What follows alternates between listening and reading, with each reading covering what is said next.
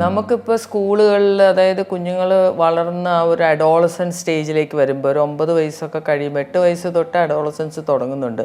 പെൺകുട്ടികൾക്ക് ഒരു 2 വർഷം മുമ്പേ തുടങ്ങും ബോയ്സിനെക്കാട്ടിലും. ബോയ്സിന് വേണമെങ്കിൽ ഒരു 10 വയസ്സൊക്കെ ആകുമ്പോഴത്തേക്കായിരിക്കും അവരുടെ ചേഞ്ചസ് തുടങ്ങണത്. അപ്പോൾ ആ പെൺകുട്ടികളുടെ ചേഞ്ചസ് എന്ന് പറഞ്ഞാൽ ശാരീരിക ചേഞ്ചസ് ആദ്യം വലുതായിട്ടുണ്ടാവില്ല. ചെറിയ ബ്രസ്റ്റ് ഡെവലപ്മെൻറ്റും പിന്നെ ബോഡിയുടെ ഒരു ഇതും ഒക്കെ ഉണ്ടാവുള്ളൂ. അത് ഒരു പതുക്കനെ വന്ന് 2 വർഷം കൊണ്ട് 10 വയസ്സ് 11 വയസ്സൊക്കെ ആകുമ്പം സാധാരണഗതിയിൽ ഇപ്പം പെൺകുട്ടികൾക്ക് പീരിയഡ്സ് തുടങ്ങാറുണ്ട്. അപ്പോൾ ഇന്നത്തെ ഒരു കാലഘട്ടത്തിൽ അതായത് ഇപ്പം മിക്ക സ്കൂളുകളിലും ഈ അഡോളസൻറ്റ് സെക്സ് എഡ്യൂക്കേഷൻ അല്ലെങ്കിൽ അഡോളസൻറ്റ് ചേഞ്ചസിനെ പറ്റി അവർക്ക് പറഞ്ഞു കൊടുക്കണം എന്നാണ്. പക്ഷേ അത് പലപ്പോഴും പറഞ്ഞു കൊടുക്കാറില്ല. നമ്മൾ ശ്രദ്ധിച്ചിട്ടുള്ളൊരു കാര്യം അതാണ്. പിന്നെ അമ്മമാരാണ് പിന്നത്തെ ടീച്ചേഴ്സ്. അമ്മമാർ പറഞ്ഞു കൊടുക്കും എന്നുള്ളൊരു വിശ്വാസത്തിൽ ടീച്ചർമാർ നടക്കും, ടീച്ചേഴ്സ് പറയും എന്നുള്ള വിശ്വാസത്തിൽ അമ്മമാർ നടക്കും. അവസാനം കുട്ടികളോട് അവരവരുടെ പിയേഴ്സിൻ്റെ അടുത്തു നിന്നായിരിക്കും പലപ്പോഴും അറിയണത്, കൂട്ടുകാർക്ക് എന്തെങ്കിലും ഒരു ഇത് വരുമ്പോൾ. എങ്കിലും ഇപ്പോൾ നമ്മൾ ശ്രദ്ധിച്ചിട്ടുള്ളൊരു കാര്യം എന്താ വെച്ചിട്ടുണ്ടെങ്കിൽ മിക്ക കുട്ടികളും ഒരു 5ാം ക്ലാസ്സിലൊക്കെ ആകുമ്പോഴത്തേക്ക് അവർക്ക് അറിയാം ഈ വക കാര്യങ്ങളൊക്കെ ഇതൊക്കെ ഉണ്ടാവും, ഇങ്ങനെയൊക്കെ ഉണ്ടാവും എന്നൊക്കെ ഉള്ളത്. പിന്നെ ഓഫ് കോഴ്സ് ഈ നെറ്റും എല്ലാം ഉള്ളതുകൊണ്ട് ഇൻ്റർനെറ്റിൽ നിന്നും ഒക്കെ ഗൂഗിൾ ചെയ്തുമൊക്കെ പല വിവരങ്ങൾ അവർക്ക് അറിയാൻ പറ്റും. അതുകൊണ്ട് അങ്ങനെ ഒരു ഭയങ്കര ഒരു ഷോക്കിംഗ് ആയിട്ടുള്ളൊരു സിറ്റുവേഷൻ ഇപ്പോഴത്തെ പിള്ളേരുടെ ഇടയിൽ നമ്മൾ അധികം കാണാറില്ല. എന്നാലും ചില കുട്ടികൾ അതുപോലെ പ്രത്യേകിച്ച് സ്കൂളിലൊക്കെ വെച്ച് ഇങ്ങനെ പെട്ടെന്ന് ആദ്യമായിട്ട് പീരിയഡ്സ് തുടങ്ങുകയൊക്കെ ചെയ്ത് കഴിഞ്ഞാൽ അവർ കുറച്ച് അപ്സെറ്റായി പോവും.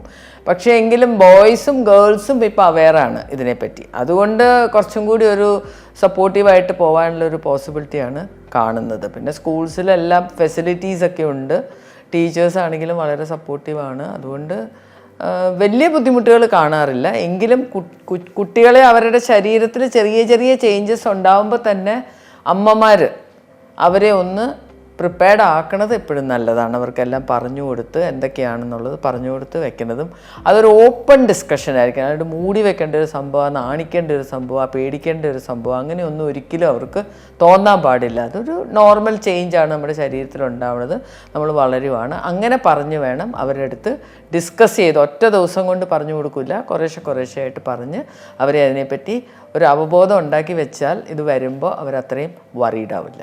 ടീനേജ് ഗേൾസ് 13, 14, 15 വയസ്സുള്ള ചില കുട്ടികളിൽ നമ്മൾ കാണുന്ന ഒരു പ്രത്യേകതയാണ് അവർ പെട്ടെന്ന് അങ്ങ് വണ്ണം വയ്ക്കും, വെയിറ്റ് കൂടും. വെയിറ്റ് കൂടണത് ഇപ്പോൾ വളർച്ച നടക്കുന്ന സമയമാണ് ആ സമയം. പക്ഷേ അതിൻ്റെ ഒപ്പം തന്നെ വണ്ണവും ഒരുപാട് വയ്ക്കും. അത് ഒരു പരിധി വരെ ഇന്നത്തെ ഒരു ലൈഫ് സ്റ്റൈൽ, എക്സസൈസ് ഇല്ല, ആക്ടിവിറ്റി ഇല്ല, പിന്നെ ഭക്ഷണം ഫുഡ് പുറത്തുനിന്ന് ഓർഡർ ചെയ്ത് കഴിക്കുക. ഈ വണ്ണം കൂടുതലുള്ള കുട്ടികളുടെ അമ്മമാർ വരുമ്പോൾ അവർക്ക് ആദ്യമായിട്ട് പറയാനുള്ളൊരു കാര്യം ഇതാണ്: വീട്ടിലുണ്ടാക്കുന്ന ഭക്ഷണം ഒന്നും കഴിക്കില്ല, അവർക്ക് പുറത്തുനിന്നുള്ള ഭക്ഷണമാണ് ഇഷ്ടം.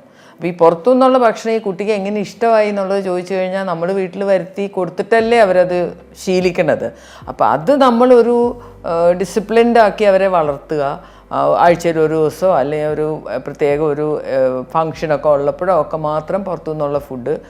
ആഴ്ചയിൽ ഒരു ദിവസം ഇപ്പോൾ പുറത്തുനിന്ന് അവർക്ക് ഇഷ്ടപ്പെട്ട ഫുഡ് കൊടുക്കുന്നതിന് കുഴപ്പമില്ല. പക്ഷേ റെഗുലർ ബേസിസിൽ ചെറുപ്പം മുതലേ കുഞ്ഞുങ്ങളെ അത് ശീലിപ്പിച്ച് കൊണ്ടുവന്നാൽ അവർക്കൊരു പ്രശ്നവും ഉണ്ടാവില്ല. അവരറിയണില്ലല്ലോ പുറത്ത് എന്താ ഭക്ഷണം ഉള്ളതെന്ന്, നമ്മൾ മേടിച്ച് കൊടുക്കുമ്പോഴല്ലേ അവരറിയണത്. അപ്പോൾ ആ ഒരു ചിട്ട നമ്മൾ കീപ്പ് ചെയ്യണം. അപ്പോൾ ഈ വെയിറ്റ് ഒരു ഇഷ്യൂ ആയിട്ട് നമ്മൾ കാണാറുണ്ട്. പിന്നെ ഉള്ളത് ഈ ഹോർമോണൽ ചേഞ്ചസ് അഡോളസൻസിൽ ഉണ്ടാകുമ്പം പിമ്പിൾസ്, സ്കിൻ ചേഞ്ചസ് ഉണ്ടാവും. അപ്പം മുഖത്ത് കുരു, ഓയിലി സ്കിന്നായിരിക്കും. പിന്നെ ചില കുട്ടികൾക്ക് വളരണ ആ പ്രായത്തിൽ പെട്ടെന്ന് ഇതിൻ്റെ ഒപ്പം തന്നെ കുറച്ച് ഹെയർ ഗ്രോത്തും മുഖത്തൊക്കെ ഫേസിലൊക്കെ കണ്ടെന്ന് വരും. അപ്പോൾ അവർ ഭയങ്കര വറീഡാവും ഇങ്ങനത്തെ കാര്യങ്ങളിലൊക്കെ.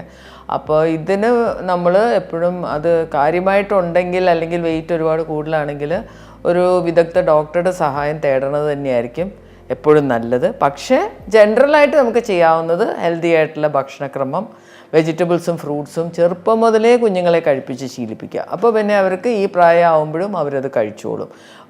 ഓയിലി ആയിട്ടുള്ള ഫ്രൈ ചെയ്തിട്ടുള്ള ഭക്ഷണങ്ങളും ഫാസ്റ്റ് ഫുഡ്, ജങ്ക് ഫുഡ്, പിന്നെ സ്വീറ്റ്സ് അങ്ങനത്തെ സാധനങ്ങളൊക്കെ കൺട്രോളിൽ വെക്കണം.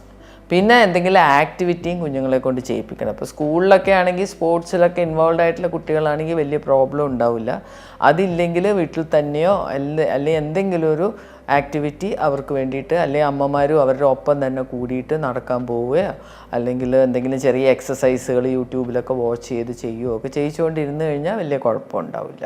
ഈ സമയത്ത് ഇതിൻ്റെ ഒരു പാർശ്വഫലമായിട്ടാണ് നമ്മൾ ചിലപ്പം പീരിയഡ്സ്, ഇവർക്ക് മെൻസസ് ചിലപ്പോൾ ഒന്ന് തുടങ്ങിയിട്ടുണ്ടാവും, 13 വയസ്സിലൊന്ന് വന്നു, പിന്നെ ഭയങ്കര ഇറഗുലറാണ്, ലേറ്റായിട്ടാണ് വരുന്നത്, അല്ലെങ്കിൽ വരികയില്ല കുറേ നാളത്തേക്ക്.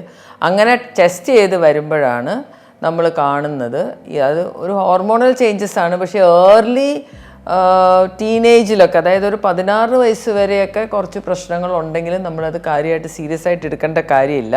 നമ്മളാകെ സീരിയസ് ആയിട്ട് എടുക്കേണ്ടത് ഹെവി ബ്ലീഡിങ്, അല്ലെങ്കിൽ ഒരുപാട് ദിവസം തുടർച്ചയായിട്ട് ബ്ലീഡിങ് ഉണ്ടാവുകയാണെങ്കിൽ ആ കുട്ടിയുടെ ആരോഗ്യത്തെ അത് ബാധിക്കും. അതുകൊണ്ട് നമ്മളത് എന്തുകൊണ്ടാണെന്നുള്ളത് ചെക്ക് ചെയ്യണം. ലേറ്റായിട്ട് വരണ അല്ലെങ്കിൽ കുറച്ച് ബ്ലീഡിങ്ങോ അല്ലെങ്കിൽ 16 അല്ലെങ്കിൽ 15 വയസ്സ് വരെ നമ്മൾ ഒരുപാട് വറി ചെയ്യേണ്ട കാര്യമില്ല. പക്ഷേ അതങ്ങനെ തുടർച്ചയായിട്ട് പോവുമോ അല്ലെങ്കിൽ തീരെ പീരിയഡ്സ് ഇല്ലാതെ ഇരിക്കുകയാണെങ്കിൽ ടെസ്റ്റ് ചെയ്യിക്കേണ്ടതാണ്. അപ്പോൾ നമുക്ക് എക്സ്പെക്റ്റ് ചെയ്യാവുന്ന ഒരു പ്രശ്നമാണ് പോളിസിസ്റ്റിക് ഓവേറിയൻ ഡിസീസ്, PCOD എന്ന് പറയുന്നത്. PCOD എന്ന് പറഞ്ഞാൽ അത് ശരിക്കും ഒരു രോഗമല്ല, അതൊരു രോഗലക്ഷണം മാത്രമാണ്. അതായത് ആ പർട്ടിക്കുലർ വ്യക്തി അല്ലെങ്കിൽ ആ കുട്ടിക്ക് ശരിയായ രീതിയിൽ എല്ലാ മാസവും അണ്ടോൽപാദനം നടക്കുന്നില്ല. ഉണ്ട്, എഗ്സ് ഉണ്ട് ഓവറിയിൽ.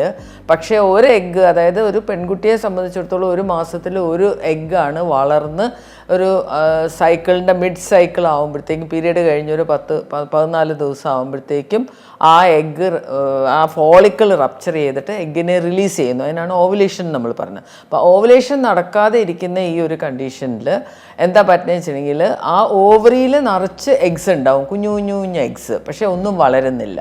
അപ്പോൾ എന്താ പറ്റുക? ഓവുലേഷനും നടക്കില്ല, പിന്നെ പീരിയഡ്സും വരില്ല. കാരണം ഓവുലേഷൻ നടന്നാലേ അത് കഴിയുമ്പം പീരീഡ് വരുവുള്ളൂ. അപ്പോൾ ഈ ഒരു കണ്ടീഷൻ പല കാരണങ്ങൾ കൊണ്ടുണ്ടാവാം. ഒന്ന് നോർമലായിട്ട് തന്നെ, അതായത് ഒരു 14-15 വയസ്സ് വരെ ചിലപ്പോൾ ഓവുലേഷൻ കറക്റ്റായിട്ട് നടക്കില്ല. അപ്പോൾ അങ്ങനത്തെ കുട്ടികളിൽ വേറെ പ്രശ്നങ്ങളൊന്നും ഇല്ല എന്നുണ്ടെങ്കിൽ നമ്മൾ അതിന് പ്രത്യേകിച്ച് ട്രീറ്റ്മെൻ്റ് ഒന്നും കൊടുക്കണ്ട. സ്കാൻ ചെയ്ത് നോക്കിയിട്ടുണ്ടെങ്കിൽ പോളിസിസ്റ്റിക് ആയിരിക്കും, പക്ഷേ അതിന് ട്രീറ്റ്മെൻ്റ് ഒന്നും കൊടുക്കണ്ട.